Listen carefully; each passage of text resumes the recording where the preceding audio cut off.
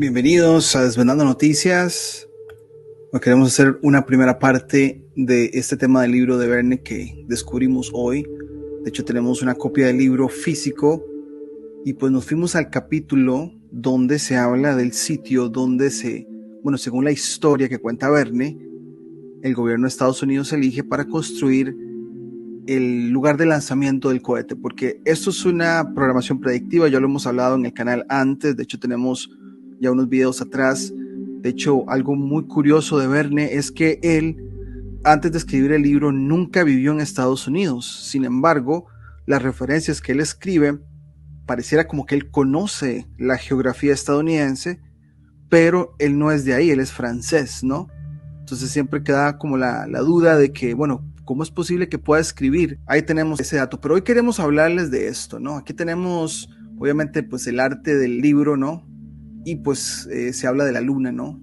Ahí está como el arte que tenemos por ahí. Con esto en mente, tenemos el título Florida o Texas. ¿Por qué Estados Unidos tiene un estado muy al sur que venía siendo Florida y muy al sur que viene siendo Texas? O sea, ¿por qué Estados Unidos le compra, según la historia oficial, le compra el terreno a México? Una guerra ahí, al parecer, se dan las tierras y Estados Unidos se expande hacia el sur. Porque podríamos pensar, bueno, es en Norteamérica, pueden irse para Canadá, ¿no? Bueno, podemos pensar en muchos recursos, pero las dos estaciones espaciales de NASA particularmente están en estos dos estados que son los estados más al sur del país. Vamos a irnos al capítulo 11, Florida y Texas. O sea, Verne, sin estar en Estados Unidos, según todos hablan de que él está usando ciencia ficción, pero nosotros que ya nos leímos el libro, parece que tiene mucho conocimiento astronómico y científico, lo revuelve por ahí, ¿no? Pero está hablando de cosas que se hablan en astronomía, ¿no? Y en este caso geografía, ¿no? Dice por acá, pero todavía queda una cuestión por decidir. Había que elegir un lugar favorable para la experiencia. Según la recomendación del observatorio Cambridge, el disparo, o sea, del cohete, debía dirigirse perpendicularmente al plano del horizonte, es decir, hacia el cenit. Ahora bien, la luna solo sube a su cenit en los lugares situados entre los 0 grados y los 28 grados de latitud. En otros términos, su declinación no es más que de 28 grados. Entonces, haremos una pausa ahí, porque Verne te está hablando de latitudes. Entonces, cuando hablamos de latitudes, ¿por qué 28? Bueno, muy fácil. Vamos a irnos por acá. Este es un mapa normal mundi, donde te delimitan, ¿no?, lo que es el trópico de Cáncer y el trópico de Capricornio. Aproximadamente es 23,5 norte y 23,5 sur, ¿no? Y ahí hablamos que es la zona tropical, ¿no? Ahora, el Sol, entre estos dos puntos, siempre va a pasar cenitalmente 2 veces al año en esos lugares, por un asunto de que se abre en el solsticio, se regresa en el otro solsticio y tiene que pasar por el equinoccio 2 veces en el mismo lugar. Y por eso es que en México, hemos hecho ya varios videos de eso, en México y probablemente en Ecuador también, y algunas partes de los incas en Perú, sabían de este paso cenital. Entonces tienen monumentos donde se mide el sol pasando cenitalmente. Y estos monumentos no han cambiado, no van a cambiar, seguirán midiendo porque la ruta del sol es siempre la misma. Las estrellas sí se desfasan, el sol no. ¿Qué pasa con la luna? O sea, si ustedes pueden ver acá, esta línea está muy cerca de Florida, ¿no? Y esta línea está muy cerca de la frontera México-estadounidense. Ahora, el sol se puede ver cenitalmente ahí. Sin embargo, la luna, por un asunto de ciclo dracónico, ahorita vamos a hablar del ciclo dracónico, lo que hace la luna es un serpenteo. De ahí se habla del símbolo de la serpiente, ¿no? Que digamos, mientras el sol va así lineal en la eclíptica, la luna va a hacer un serpenteo de esta manera, ¿no? Viene por acá, como una onda sinusoidal, así. Entonces, en los momentos en que la luna se abre,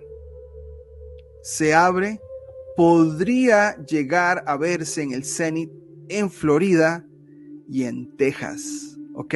Este movimiento de la luna, por acá, ¿no? Sube y baja, es algo que se usa para los eclipses y saros, ¿no? Y volvemos a hablar de esto. Los ciclos de saros son datos que han estado por generaciones por civilizaciones, se dice que son los caldeos, o sea, hace muchos siglos atrás, podríamos decir hasta milenios, ¿no? Pero llegan los super expertos de la NASA que toman crédito que no es de ellos, ponen eso en una fórmula en computador y ya pueden calcularlo, lo que muchos hicieron a puro cálculo, ¿no? Entonces, como vemos acá, la luna tiene 3 ciclos. El mes sinódico es el de las fases, ¿no?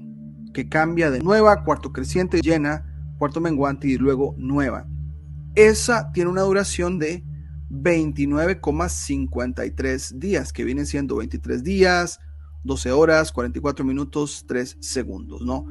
El ciclo que todos conocemos. Después tenemos, voy a irme acá al mes dracónico. Se habla dracónico de dragón porque es un serpenteo que hace la luna. El sol viaja como en línea, digamos, recta, y la luna te va cruzando el sol de forma de dragón, así como lo estábamos explicando acá en el mapa. Por cierto, no importa el mapa. El mapa, vuelvo a decir, lo hemos analizado, ningún mapa, de hecho, representa la forma de la Tierra como es, porque es una vista, bueno, para empezar, los mapas vienen del cielo, ¿no? Lo hemos hablado en el canal, todas las coordenadas como tal son coordenadas celestes. Entonces cualquier mapa pues no es la diferencia. Usamos el mapa el Mundi, el Mercator, como sea, para más fácil dividir, ¿no? Pero acá lo que hablamos de la luna serpentea así, ¿no? Y en ese serpenteo sí se llega a ver cenitalmente en Florida y sí se llega a ver cenitalmente en Texas. Entonces, volviendo al texto, te hablan de 28. Entonces, si 23,5, que viene siendo la marca de los trópicos, le sumas unos 5 grados más, te da 28. Entonces quiere decir que la luna en ese serpenteo se abre un poquitito, aproximadamente unos 5 grados, tanto al sur como al norte de donde está el sol. Por ende, para este libro de Verne y esta idea de construir un lugar donde supuestamente se tire un cohete que vaya perpendicularmente 90 grados y que supuestamente llegue a la luna, solo puede suceder entre los 0 y 28 grados. Que viene siendo, volvamos acá al mapa, de esta marca unos 5 grados para arriba y de esta marca unos 5 grados para abajo. Igual para Sudamérica, pero bueno, estamos hablando aquí del nortecentrismo en el que estamos metidos en este sistema, donde tanto América del Norte como Europa dominan en literatura, en libros, en todo lo que tiene que ver con el material didáctico y influencia la parte del sur, ¿no? Pero bueno, eso es otro tema. El asunto es que ese serpenteo 5 grados sí tiene sentido. 23,5, que es esta línea, le sumas unos 5 grados y da 28 más o menos, que es buscando un lugar cerca en Florida o más al sur de Florida, donde ahora está el Caño Cañaveral, ¿no? Ahora, nosotros tenemos una teoría, es una simple teoría, ¿no? Ya sabemos que el espacio y esta narrativa es para nosotros, aparte de farsa y todo lo que conlleva, las masas creen eso, estamos de acuerdo, pero podría ser una cortina de humo y ellos siguen analizando el cielo como tal. Y ahora, ¿qué sucede en el cielo? Bueno, en el cielo sucede el clima, ¿no? Y ya sabemos que pues hay mucha geoingeniería y todo ese tipo de cosas, y ellos siguen analizando, ¿no? Que es parte la segunda parte que queremos tocar. Encontramos un documento donde se ha usado la luna para predecir el clima, ¿ok? Y eso podría estar muy conectado a estas dos estaciones, pero bueno, tenemos ahí lo que es el 23,5, le sumas 5 para arriba, unos 28, ¿no? Entonces, ese sería el ciclo dracónico. Volvemos acá, ciclo o mes dracónico, y vean que la duración de este ciclo 27,21 no es igual al de 29,5 de las fases lunares. O sea, el serpenteo sucede desfasadamente de las fases lunares. Sin embargo, cuando este ciclo y el otro que no hemos hablado, que es cuando la luna se percibe más grande y se percibe más pequeña, son 3 ciclos con diferentes duraciones, pero cuando los 3 se juntan en luna nueva es cuando sucede un eclipse solar, y los caldeos lo supieron, y cada 18 años, como ven aquí, 11-18 horas, se repite la misma serie de Saros en una latitud diferente. Y bueno, eso lo hemos hablado en el canal, pero en este momento queremos enfocarnos en Texas y Florida. Vamos a devolvernos al texto del libro, ¿no? Verne tenía muy claro los 8 y 28 grados. ¿Por qué? Porque a los 23,5, que es el trópico, le subís unos 5 para arriba y la ubicación solo puede estar en 28. Después nos dicen por acá, el 20 de octubre, bueno, se habla también del club de tiro, ¿no? El Gun Club, que se llamaba así en sesión general, Hay varios personajes que no los vamos a leer, pero uno de ellos es Barbicane. Después por acá se habla de Maston. Simplemente eran como el general del ejército y el presidente de Estados Unidos discutiendo dónde se va a construir el lugar, ¿no? Entonces vamos a brincarnos acá las partes que hemos marcado de esta parte. Por acá nos hablan de paralelo 28. Entonces dice por acá: estoy de acuerdo, dijo Barbicane, que la experiencia no puede ni debe ser intentada más que sobre suelo de la Unión, o sea, de la Unión. Este libro, valga la redundancia, se escribió o valga la aclaración, disculpen, después de la guerra de secesión o la guerra civil de Estados Unidos. Entonces tiene un montón de connotación militar que, bueno, igual no es tan importante conocer, pero la Unión era la parte de Estados Unidos que estaba contra la esclavitud, pero era una de las partes que estaba en conflicto, ¿no? Entonces acá podemos ver mucha narrativa para darle rienda suelta al sentimiento de guerra del que se estaba saliendo en Estados Unidos usando la luna como cortina de humo. Pero bueno, la Unión era uno de los bandos, pero si mi impaciente amigo me hubiera dejado hablar, si hubiera puesto los ojos sobre un mapa, sabría que es perfectamente inútil declarar la guerra a nuestros vecinos, porque algunas fronteras de Estados Unidos se extienden más allá del paralelo 28. Entonces, es interesante lo que les estamos contando. Si van a poner la luna como la que decida aquí o el sitio para decidir, los estados que están al norte no les interesan esto porque nunca verán un paso cenital de la luna por su cielo, ni tampoco un paso cenital del sol por su cielo. Pero dice acá, miren, tenemos a nuestra disposición, bueno, que hay un mapa de hecho que muestra el libro donde se ven por acá el paralelo 28, como pueden ver acá, 28, y viene por acá, por la parte que es Tampa, y por acá está Cañaveral. Cañaveral está como a la derecha de Florida, y Tampa Town, lo que es Tampa, está al lado izquierdo. De hecho, el libro se escribe diciendo que sucede en Tampa, y sabemos que actualmente ahí está la estación de los despegues, ¿no? De esos cohetitos. Pero bueno, 28, vean aquí. ¿Qué era la importancia? Volvemos a decir, el paso cenital de la luna por ese cielo donde están ahí, ese cielo local, ¿no? Mapa de territorio de Florida, pero ahí está el paralelo 28, ¿no? Después, estaban hablando de, bueno, mapa de Florida. La última palabra era disposición, vamos acá, de la parte meridional de Texas y las Floridas. Entonces, si tenía que haber un conflicto, tendría que ser entre Texas y Florida. Texas y Florida, ¿no? Claro, porque están al sur y tienen áreas del 28 para abajo, a la costa, ¿no? Al mar. Y pues entonces tenían que buscar un lugar donde se podía ver la luna cenitalmente. Y para ellos era muy importante. Bueno, se decidió pues, aunque el incidente no tuvo secuelas, sin embargo J.T. Maston se dejó convencer a regañadientes. Se decidió pues que la Columbia, que es el nombre de un observatorio, ¿no?, sería fundida en el suelo de Texas o en el de Florida. Pero esta decisión debía crear una rivalidad sin precedentes entre las ciudades de estos dos estados, ¿no? Entonces volvemos acá. El paralelo 28 en su encuentro con la costa americana atraviesa la península de la Florida y la divide en dos partes más o menos iguales, ¿no?, como lo vimos en el mapa. Luego, lanzándose hacia el Golfo de México, subtiende el arco formado por las costas de Alabama, del Mississippi y de la Luisiana. Entonces, llegando a Texas, del que corta un ángulo, se prolonga a través de México, franquea Sonora y salva la vieja California y va a perderse en los mares del Pacífico. Con esto trataremos de hacer una demostración con el Google Earth. Lo que están refiriendo ellos es que esa línea del paralelo 28 cruza parte de Texas, ¿no?, y alguna parte de California, y ya después se va para el Pacífico, ¿no? Entonces que el asunto es que está entre Texas y Florida, ¿no? Entonces dice, por lo tanto, solo las porciones de Texas y de Florida situadas por debajo de ese paralelo estaban en las condiciones de latitud recomendadas por el observatorio de Cambridge. Y volvemos a la idea. Yo sé que suena repetitivo, pero la idea es que ellos puedan ver la luna cenitalmente en su cielo. Y para que eso suceda, tiene que ser del 28 para abajo. Y solo Florida y Texas proveen esas condiciones en el país.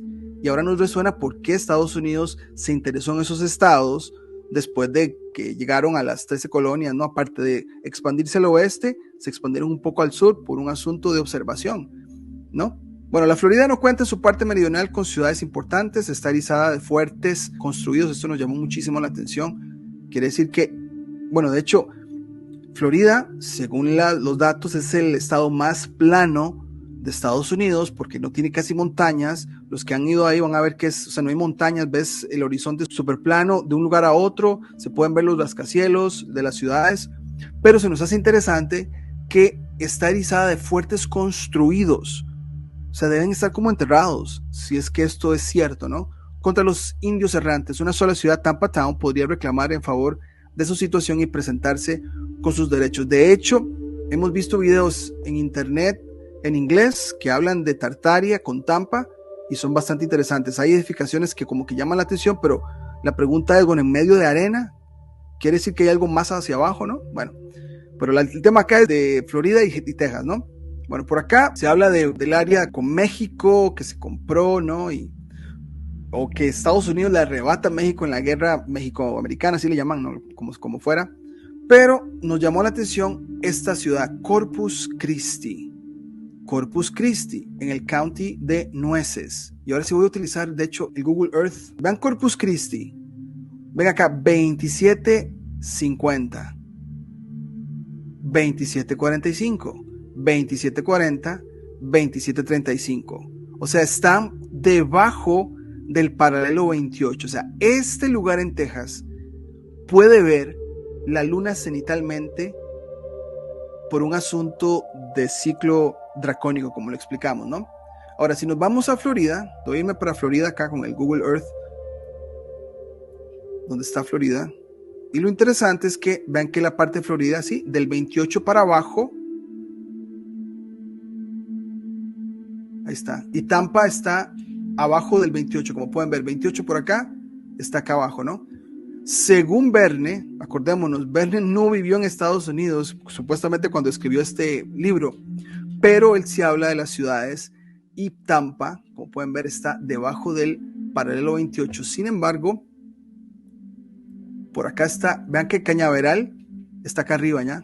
Entonces creo que Cañaveral se construye ya después, pero debe haber alguna razón por la cual tal vez hayan intentado en el pasado, pero igual, Cañaveral está un poco cerca, 28:30, 28, estamos hablando de unos, digamos que, unos 30 minutos. Acordémonos que los paralelos y meridianos nacen celestemente por tiempo y se miden minutos y segundos. Y bueno, ya hemos hecho muchos videos en el canal. Bueno, todo esto de las coordenadas, cualquier persona en cualquier proyección de mapa las agarra como ellos quieran. Por eso hay tanto tipo de mapas y ninguno dice realmente lo que es. ¿Por qué? Porque están basados en el cielo. Pero bueno, el tema acá es Caño Cañaveral está muy cerca del 28 y Tampa está por acá, ¿no? Entonces, de Caño Cañaveral ya sabemos mucho, ¿no? Pero, por ejemplo, si nos vamos ahora a lo que es vamos a ver si encontramos la estación NASA en Houston, Texas, que es la otra estación de NASA. Ahora vean, está aquí a 29, si pueden ver acá, 29:45, está muy alto, ¿no? Entonces, Houston está muy arriba del 28, porque el 28 está aquí. Sin embargo, hay un área en Texas, que es Corpus Christi, que sí está debajo del 28, como pueden ver acá. Y nos encontramos un artículo que habla de Corpus Christi. Dice por acá, aquí hay 7 datos sobre los vínculos de Corpus Christi con los viajes espaciales NASA. El asunto es que antes de que se hiciera esa estación en Houston, la del famosísimo Houston, tenemos un problema, es porque en Texas sí habían otras, digamos, inicios de exploración, bueno, entre comillas, ya sabemos todo esto, espacial, pero que no era en Houston, sino que era en Corpus Christi. Y nos encontramos esto acá, ¿no? Dice por acá astronauta, el radar de astronauta, o la estación de radar de astronauta estuvo ahí en Corpus Christi. Aquí marcamos algunas cosas interesantes. Si bien la estación aérea naval, hay una estación todavía naval, y creemos que el asunto de la ciencia aérea, el mismo ejército y NASA están unidos, simplemente que NASA representa como un tipo cortina de humo de distracción. Ya les dijimos al principio, sí, nos parece que es un fraude, todo lo que queremos decir, pero en cierta manera distrae a la gente con esa narrativa ficticia espacial, mientras otras cosas suceden en su agenda, ¿no? Por detrás del telón. Bueno, por acá dice, si bien la Estación Aérea Naval puede ser la asociación más conocida de la ciudad con los cielos, ¿no? No espacio, cielos. La exploración celestial no espacial. Ha sido parte de la comunidad desde hace más de 50 años. Desde los astronautas que entrenaron aquí, o sea, tienen un lugar para que se entrenen los astronautas, hasta una estación de NASA que monitoreó los terremotos lunares. Te hablan de terremotos lunares. ¿Qué me dice esto a mí? Que claro, te van a pintar una narrativa de ficción, de que esto pasa en la luna aquí, pero por detrás probablemente están monitoreando la luna. Y qué mejor tenerla en un lugar donde la puedes ver cenitalmente, porque al parecer cuando está cenitalmente tiene una marca muy especial, que lo hablaremos en la parte 2, con la agricultura y con el clima. Transmitió la primera transmisión de televisión en vivo desde el espacio, ¿no? Esto es lo que aprendimos sobre la historia de Corpus Christi con la NASA y los viajes espaciales. Entonces volvemos, ¿por qué Corpus Christi? Porque está debajo del paralelo 28. Y ahí se pueden ver la luna cenitalmente, ¿no? Bueno, vamos por acá.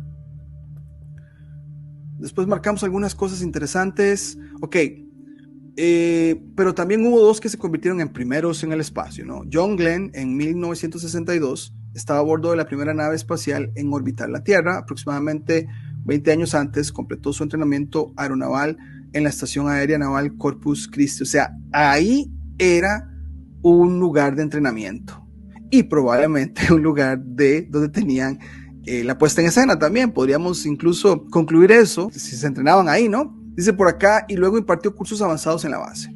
Neil Armstrong, el primer hombre que caminó sobre la luna, también completó su entrenamiento ¿dónde? En la estación aeronaval Canevas, para ser exactos, en 1950. Ahora, el asunto es que era un lugar de entrenamiento, ¿no? Después por acá, Corpus Christi compitió, y aquí fue lo que se nos hizo interesante con lo de Verne, ¿no? Corpus Christi compitió con Houston. Lo que te está diciendo Verne en el libro sucede acá también. Vamos a poner a competir entre Corpus Christi, en este caso Houston, en Texas. ¿Cuál va a ser, no? Dice por acá, Corpus Christi fue uno de los sitios considerados en el 61 para lo que se describió en el Color Times como un laboratorio espacial. Laboratorio, ¿no? Qué interesante ese término. O centro de investigación del hombre en la luna, de $60 millones. La instalación, que iba a incluir un centro para el entrenamiento, volvemos a hablar de entrenamiento de astronautas, finalmente iría a Houston. Ahora es el centro espacial de Johnson. Entonces, sí estuvo inicialmente ahí y después lo pasaron para Houston, ¿no? Y ya por acá, vamos a leer esta última parte. Desde Rodd Field, la NASA rastreó naves espaciales durante más de una década.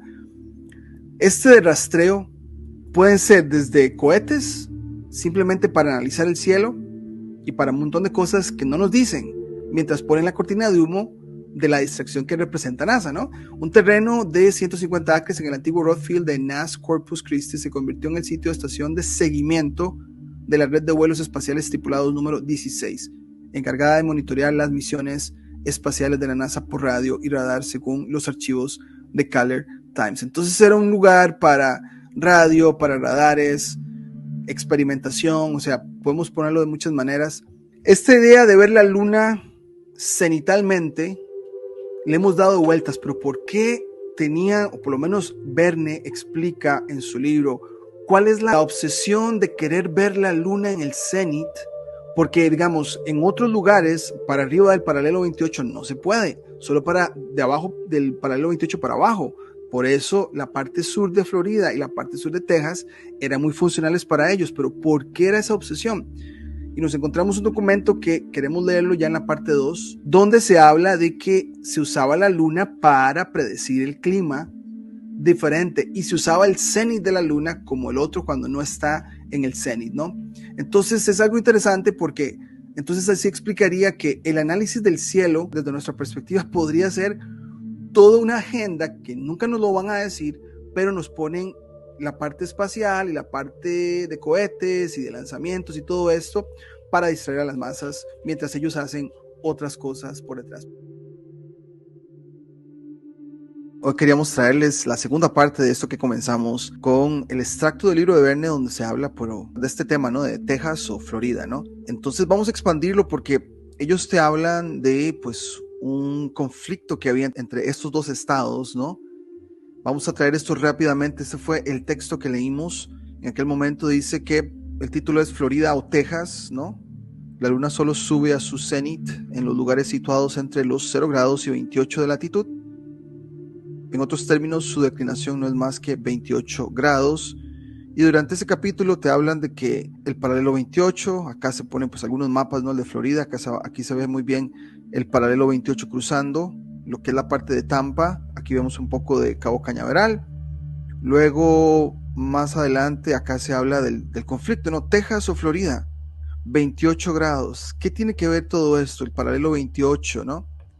Y acá pues tenemos un mapa que compartimos en aquel momento, donde está explicado bien qué es el secreto con los trópicos, o sea, por qué se marcan. Ya hemos hablado en el canal muchas veces. Estas son las áreas entre los trópicos, el área tropical, donde el sol, solo en esas partes geográficas, se puede ver cenitalmente 2 veces al año. De ahí que los aztecas, los mesoamericanos, incluso sabemos que acá está Will de Costa Rica, está lo de las esferas. Yo he averiguado, las esferas están alineadas a esos 2 días donde el sol pasa cenitalmente. ¿Qué pasa con la parte de Estados Unidos?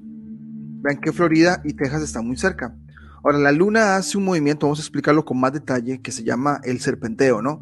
Donde la luna se separa del recorrido del sol y hace esto, ¿no? Lo que llama serpenteo, cortar la eclíptica. Y en esos cortes sí llegan a verse cenital, o las lunas llegan a verse cenital tanto en Florida como en Texas, ¿no? De ahí entonces que tiene tanta razón y tiene tanta explicación que las 2 estaciones espaciales, ¿no? Entre comillas, de NASA, estén ahí, ¿no? En Texas y en Houston, el famosísimo Houston, ¿no? Y el Cabo Cañaveral. Todo eso lo tocamos en primera parte.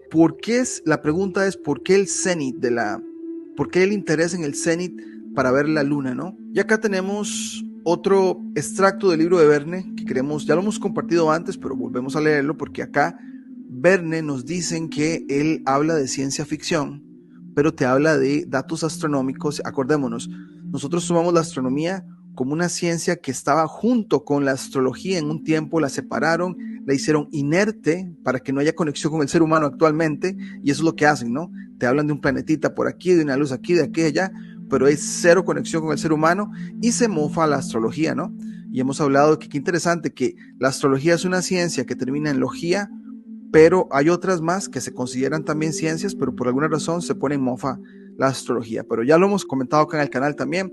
Y ese es un extracto de Verne que llama mucho la atención. Dicen por acá que ese lanzamiento del que se habla en el libro de Verne, donde valga la redundancia, se lanza el cohete para alcanzar la luna de una manera vertical.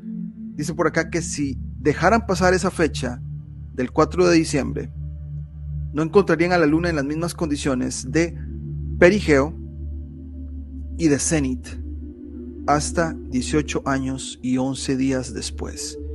Y esto de 18 años y 11 días después es algo que nunca nos contaron en la escuela, pero es lo que llaman ese ciclo de Saros. El ciclo de Saros que las civilizaciones antiguas lograron entender para ver la ciclicidad y la repetición de eclipses, donde obviamente actualmente se nos dicen que están prediciendo, nos van a predecir cuándo es el próximo eclipse. No están prediciendo nada, es una fórmula matemática y como los astros son exactos, vos los pones en una fórmula matemática y te va a decir, bueno, el próximo eclipse es tal fecha, a tal hora y en tal coordenada. Pero esto de 18 años de perigeo, de cenit, o sea, ¿qué es todo esto? Vamos a hacer un repaso de los 3 ciclos lunares para poder entender un extracto de un libro que encontramos, porque al seguirle dando vueltas a esto, ¿por qué estos, o por lo menos el libro, estaban tan obsesionados de ver a la luna en su cenit? O sea, ¿qué tiene la luna de importante de verse en el cenit? Bueno, o el cenit, porque a veces vemos que ha habido traducciones donde te tildan la E y por eso lo pronuncio así es que disculpen, es cenit o cenit, cualquiera de los dos, he visto las dos versiones, ¿no? Que es ver la luna a 90 grados, o sea, si yo levantara mi cabeza, la veo exactamente a 90 grados, acordémonos que para que eso pase, solo se puede dar en las zonas tropicales, como acá, y 5 grados para arriba y 5 grados para abajo, tanto en Sudamérica como en Norteamérica. Pero acá, Verne se está enfocando en la elección de Texas y Florida, ¿no? 18 años y 11 días, perigeo. Entonces, vamos a hacer un repaso de los ciclos de la luna. Meses sinódicos, puse acá 2023 porque esto está, pues, disponible para todos nosotros, ¿no? Y estos son cálculos matemáticos, o sea, los astros hacen cálculos perfectos. Una vez que tenés la fórmula, la pones y te dicen cuándo la luna va a estar así, así, así, así, así, ¿no? Meses sinódicos. ¿Qué son los meses sinódicos? Bueno, las 4 fases lunares.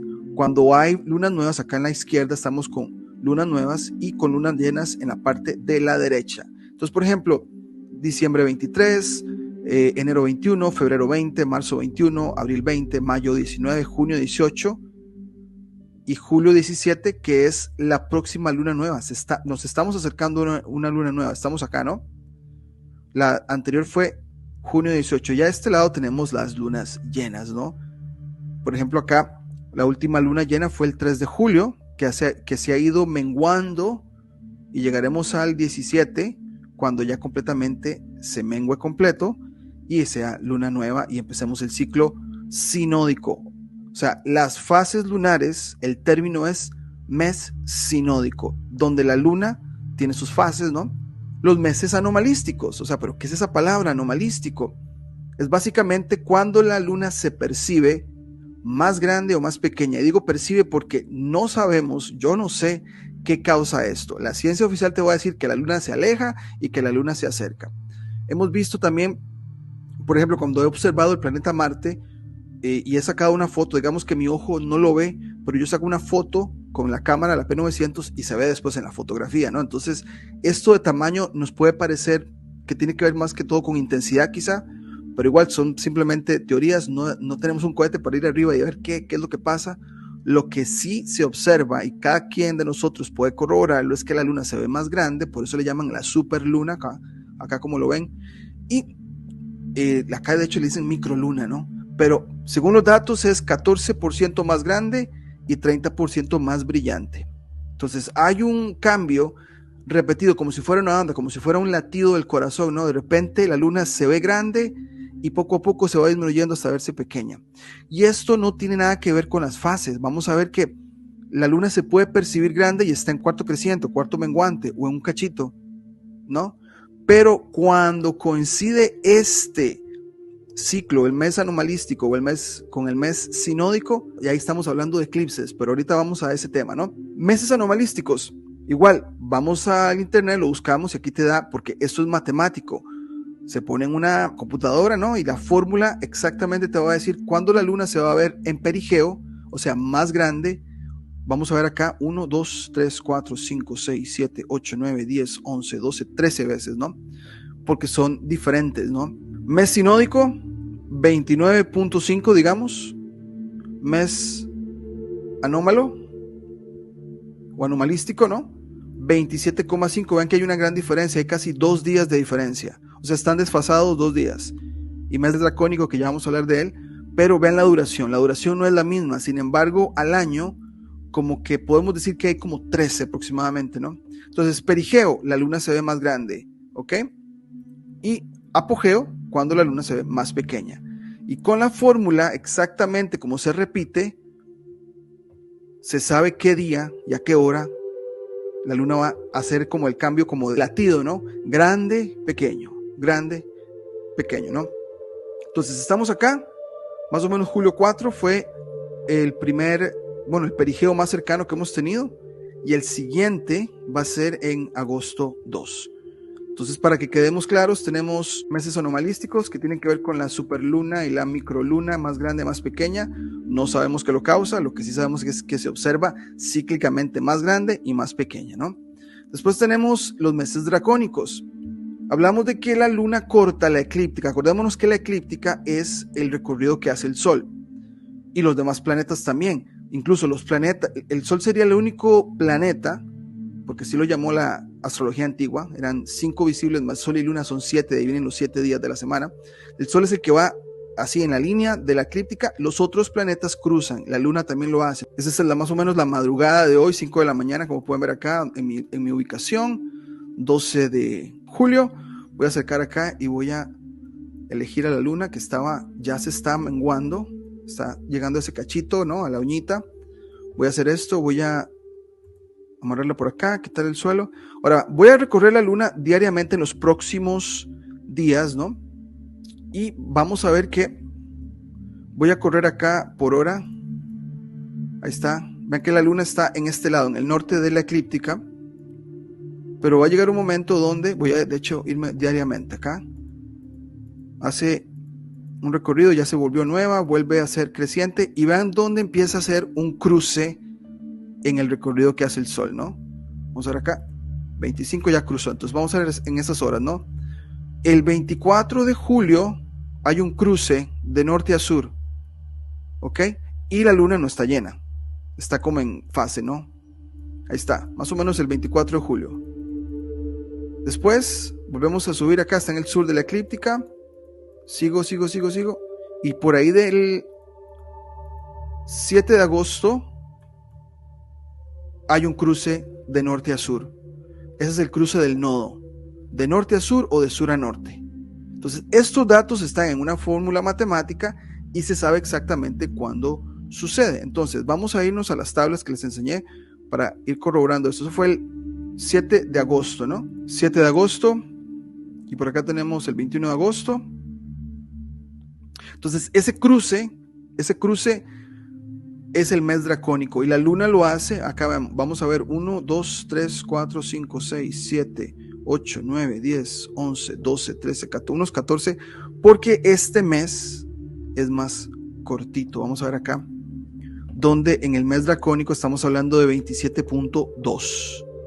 27.2. Luz, exactamente, ahí te estoy leyendo, un gran saludo. Todo es periódico, periódicos cortos, periodos largos, exactamente. Entonces, ¿qué es el secreto de la luna? Bueno, que la luna tiene estas tres características, ¿no? Que cambia de fase, que se ve más grande y se ve más pequeña, y que cruza el recorrido del sol, lo que le llaman el serpenteo, ¿no? Y por ejemplo, acá estoy viendo a Daniel de Cultivos Catalpa, que hicimos un directo, si tuvieron la oportunidad de verlo, hablamos de eso, ¿no? Que en agricultura, cuando hay un cruce de nodo, se recomienda no sembrar, de eso lo hablamos. Entonces, hay una aplicación, hay una influencia del astro como tal, y del planeta, porque cuando los planetas hacen ese cruce también hay que tener mucho cuidado en agricultura y se toma en cuenta. Entonces, lo que pasa es que la ciencia oficial nunca va a querer que hagamos esa conexión que tienen los astros con lo que hacemos a un nivel práctico acá abajo, ¿no? El dracónico, como les dijimos, es más cortito, de ahí que pues se entiende que son como 14 nodos ascendentes, debimos poner aquí, descendentes también, ahí disculpen la lectura. ¿Qué hicimos? Si vamos a hacer una comparación de lo que es más de los últimos días y los próximos de donde estamos en este momento, que es julio 12, si no me equivoco, julio 12, la luna nueva va a suceder en el julio 17, ¿no? Que es la que se viene. La luna se está menguando y después de ahí la siguiente luna llena es agosto 1, ¿no? Entonces, sinódico son las fases. Anomalístico es cuando la luna se percibe más grande y más pequeña. Entonces, el anterior perigeo fue el 4 de julio. Qué interesante, el día de la independencia acá, el día de las celebraciones, ¿no? 4 de julio. Y el siguiente perigeo es agosto 2. Tal vez julio 3, esta luna llena, tal vez la luna se observó muy grande, como una tipo superluna, por el asunto de que cayó muy cerca del perigeo, ¿no? Que es cuando la luna se observa más grande.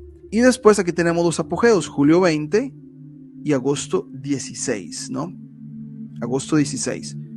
Acordémonos, esto es el mes anomalístico más cercano de la fecha de ahora. Y después tenemos el cambio de nodo que nos estabas diciendo, ahí está Daniel, el dato está correcto, julio 25, el nodo descendente se da en julio 25, ¿no? Entonces vean estos datos, ninguno coincide, ¿no? Julio 25, 20, julio 4, agosto 21, ninguno de esos dos, agosto 7, julio 11 y junio 14. No hay manera en que estos tres ciclos concuerden en este momento. Sin embargo, cuando ocurre un eclipse solar, estos tres ciclos se encuentran entre ellos. Si coinciden los tres al mismo tiempo, puede ser que la luna se ve más grande o puede ser que la luna se ve más pequeña. Cuando se ve más grande hay eclipse total, y cuando la luna se ve más pequeña es eclipse anular, que es el del anillito, ¿no? Entonces, cuando estos tres ciclos coinciden en luna nueva, por cierto, hablemos de eso porque la luna nueva es cuando está cerca del sol, ocurre. Ahora, cuando leímos esto en el libro de Verne, dice, si dejaran pasar esa fecha el 4 de diciembre, no encontrarían a la luna en las mismas condiciones de perigeo, ¿ok? Perigeo, cuando la luna está grandota, ¿no? De cenit, hasta 18 años y 11 días después. Quiere decir que la luna no va a estar en las mismas condiciones en los 3 ciclos hasta que pasen 18 años y 11 días después. Entonces, eso tiene mucho sentido para analizar la luna, ¿no? Y para analizar los eclipses. Vamos a ver la luna eclipsar o hacer lo que sea a la par de una estrellita, y 18 años y 11 días después la veremos muy similar en la posición. Y para la gente que estaba haciendo esta programación predictiva, que más tarde NASA lo hace, hablamos en el primer video de que sí, estamos de acuerdo en que esto de la NASA es una farsa, es un engaño, todo eso, pero por detrás del telón probablemente están siguiendo otro tipo de agendas. Y vamos a leer con el libro que encontramos que es muy probable para analizar el cielo, seguir analizando el cielo, y tendrá que ver seguramente mucho con lo que es el clima, ¿no? Y la agricultura. Nos encontramos este libro, se llama Una enciclopedia de agricultura, comprimiendo la teoría y práctica de la evaluación, la transferencia, el despliegue, el mejoramiento y bueno, lo que se llama acá la administración de la propiedad la propiedad marcada, ¿no?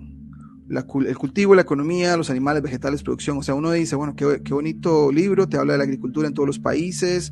Dice por acá estadística, una vista estadística del estado presente, sugerencias para el futuro progreso en las Islas Británicas, ¿no? Vean la fecha, 1831. Entonces, hay un capítulo, aquí lo tenemos, página 367, te hablan de que la influencia de la luna en el clima. Hay como 3 o 4 partes, la 24.2, 24.3 y en la siguiente página, acá arriba, la 24.4. Esto le hicimos una traducción propia, pero para que sepan, lo estamos tomando de este libro de 1831, o sea, casi 200 años. Son personas que están analizando los astros, encuentran patrones, así como lo estamos haciendo nosotros, y empiezan a aplicarlo, porque para ellos el predecir, pongamos entre comillas, los climas, y yo sé que estamos de acuerdo en que hay manipulación de clima y esto ya, pero sabemos que la manipulación o el cambio o la modificación viene después de la tendencia climática, y pues se montan en el tren para hacer los cambios que ellos quieran o hacer cambios que van a tener una compensación negativa en otras partes por un asunto narcisista. Pero bueno, no vamos a entrar en detalles. Lo que nos interesa es que hace 200 años querían entender a la luna, y acá tenemos el extracto que les vamos a leer. Lo dice por acá el 2402, la influencia de la luna sobre el clima ha sido creída en todas las épocas. O sea, antes de ellos, 200 años atrás o más años atrás, se ha creído que la luna tiene que ver algo con el clima. Vamos a ver por qué. Por la generalidad de la humanidad.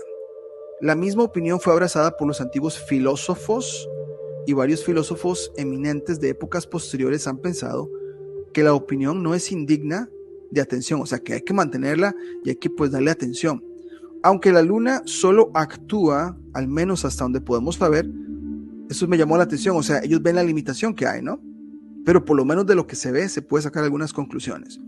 Sobre las aguas del océano, produciendo mareas, eso lo hemos escuchado muchas veces, ¿no?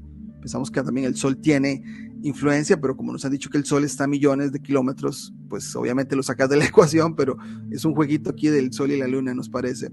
Es sin embargo muy probable, según las observaciones de Lambert, Toaldo y Cote, que a consecuencia de la influencia lunar se producen grandes variaciones en la atmósfera y en consecuencia en el tiempo, o sea, el clima. Los siguientes principios mostrarán los fundamentos y razones para adoptar las nociones recibidas sobre este interesante tema. Y hacemos un recordatorio, o sea, anduvimos buscando cuál es la obsesión de ver a la luna en el cenit, ¿por qué? Y esto nos llevó a este capítulo, y creo que por aquí podemos sacar algunas conclusiones. Ahora, aquí te hablan de números que son puntos en los ciclos de la luna. El 3 y el 4 vendrían a ser cuarto creciente y cuarto menguante. Las cuadraturas o aquellos aspectos de la luna cuando está a 900 de distancia al Sol, o cuando está en el punto medio de su órbita, entre los puntos de conjunción y oposición. Ya sabemos que cuando la luna está en oposición al Sol es luna llena, y cuando está en conjunción con el Sol, o sea, a la par del Sol, es luna nueva. Entonces estamos hablando que el 3 y el 4 es como los cuartos, y 1 y 2, que acá más más adelante, no sé por qué lo pusieron acá, dice por acá que hay 10 situaciones en la órbita de la Luna en que debe ejercerse particularmente su influencia sobre la atmósfera y cuando en consecuencia los cambios de tiempo se producen con mayor facilidad. Estos son 1, la nueva, y 2, la luna llena. Entonces la número 1 es cuando está en conjunción con el Sol, luna nueva, el Sol, y la 2 es cuando está en oposición. Más atrás, 3 y 4 vendrían a ser cuarto creciente y cuarto menguante, o al revés, cuarto menguante, cuarto creciente. Después te dice, número 5, el perigeo. Número 6, el apogeo. Acordémonos, perigeo es cuando la luna se ve grandota. Número 6, el apogeo. Entonces ellos empezaron a hacer una tabla de que, ok, 1, conjunción con Sol. 2, luna llena, oposición al Sol. 3, uno de los cuartos. 4, otro de los cuartos. 5, perigeo. 6, apogeo. O aquellos puntos de la órbita de la luna en los que se encuentran a la menor y mayor distancia de la Tierra. Obviamente esto es lo que nos dice la ciencia oficial. Lo que a nosotros nos resuena es que la luna se observa de menor tamaño o mayor tamaño. Eso es todo, es lo único que podemos, porque la evidencia es que lo observamos y ya la naturaleza de por qué pasa ya no lo podemos decir, no podemos afirmar nada, ¿no?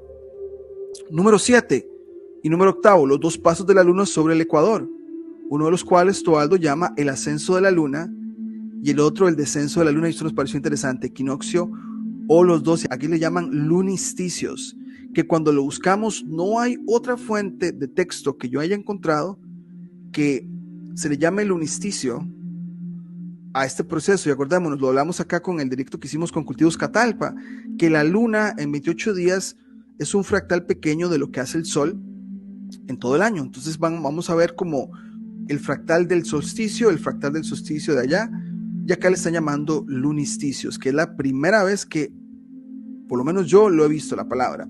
¿Cómo los denomina? Delande, ¿no? Entonces, número 7 y 8, lunisticios, el ascenso y el descenso.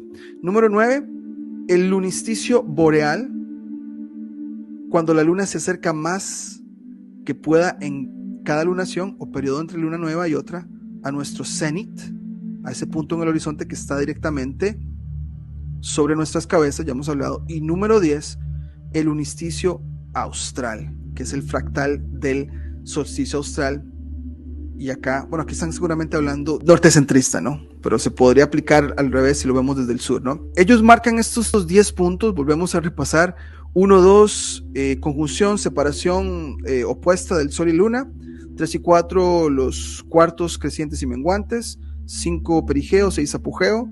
7 y 8, pasos de la luna sobre el ecuador, celeste. Número 9, el lunisticio boreal, y el número 10 sería el lunisticio austral. ¿Ok? Con estos 10 puntos, Toaldo hizo una tabla, comparó 48 años de observaciones. Esto nos llamó la atención. Es gente que se puso a observar la luna y empezó a apuntar, y después de 48 años vienen y dan el resultado de sus observaciones, ¿no? Que es lo que nos falta a muchos de nosotros. O sea, nosotros nos estamos metiendo apenas en este tema y, o sea, yo podría decir que tengo 3 años de que de verdad observo el cielo y saco conclusiones, pero estamos hablando de un señor que se tomó 48 años de observaciones. El resultado es que las probabilidades de que el clima cambie en un cierto periodo de la luna están en las siguientes proporciones. Entonces, lo que ellos dicen es que cuando hay un cambio de ciclo, estas son las proporciones de fuerza y de probabilidades, ¿no? Cuando hay un cambio de luna nueva, la probabilidad que el clima cambie es de 6 a 1. Cuando hay un cambio al cuarto creciente o a uno de los cuartos, la probabilidad es de 5 a 2. Luna llena, de 5 a 2, muy similar, ¿no? Al último cuarto, que vendría a ser creciente. Como estamos empezando en nueva, ese sería creciente, y el último cuarto sería el menguante, ¿no? Cuando hay cambio a perigeo, la probabilidad es más alta, ¿ven? 7 a 1. Apogeo no es tanta. Equinoccio ascendente, 13 a 4 es alto. Lunisticio norte, 11 a 4. Es un poco alto, ¿no? Equinoccio descendente, 11 a 4. Y lunisticio sur, 3 a 1. Muy, muy corto. Entonces acá los que hay que prestarle atención, yo creo que es este de acá, que está muy... Entonces ese señor, después de 48 años, llegó y dijo que por probabilidades que haya cambio de clima, que se note el cambio de clima, está acá. Entonces, por ejemplo, las mayores serían acá, este equinoccio ascendente, los equinoccios descendentes y los lunisticios norte y quizá el perigeo. Pero bueno, esto nos pareció interesantísimo, ¿no? Entonces, esto lo encontramos, vamos a dejar los links en la descripción, pero que este científico se haya tomado el tiempo de ver los 3 ciclos lunares y que el cenit sea muy importante, el lunisticio austral cuando está a la mayor distancia del cenit, el lunisticio boreal cuando está directamente sobre nuestras cabezas. Y qué interesante, 9 y 10, vamos a ver por acá, 11-4, el lunisticio norte, que es este, el boreal, es el que tiene una de las más probabilidades de que pase algo o que haya un cambio, ¿no? Ahora entiendo por qué quizá había un gran interés en ver la luna en ese cenit, ¿no? Y volvemos acá al mapa, ¿no? O sea, si Estados Unidos tiene, para mí suena como que estas estaciones de NASA, más allá de y esto lo voy a decir completamente teórico, sacando mis conclusiones, me parece que están ahí, dan la apariencia que están en pro de la ciencia espacial, que ya sabemos que es un control de masas, pero que detrás están haciendo casi que control climático desde ahí para poder entonces reportar al resto del país. Porque si están observando la luna y ven lo que tienen ahí, o sea, tendría mucho sentido que estén haciendo otro tipo de agendas y no lo que nos están poniendo, ¿no? Entonces a veces hemos visto tantos patrones en que cuando la narrativa oficial nos dice que veamos en un lugar, es probablemente que ahí no está en otra parte, ¿no? Pero bueno, queríamos compartirles este pequeño, digamos que hallazgo, todavía en análisis, ¿no? Pero fue un libro, como les dijimos, de 1831, que vendría a ser lo más cercano para responder esa pregunta: ¿por qué querían ver la luna en su cenit? ¿Y por qué Texas? ¿Y por qué Florida, no? ¿Y por qué entonces en este caso Verne, sin haber visitado Estados Unidos, te escribe de Estados Unidos, que igual es poco creíble? Probablemente él ya había estado ahí, escribe y conoce, o alguien le pasó la información y él lo escribió. Pero bueno, dejaremos el directo por acá, saludaremos acá Si te gustó el contenido del canal, no olvides suscribirte, darle campanita para notificaciones. Tenemos el botón de unirse para aquellos que nos quieran apoyar como miembros. Pero por ahora sería todo y nos vemos en la próxima.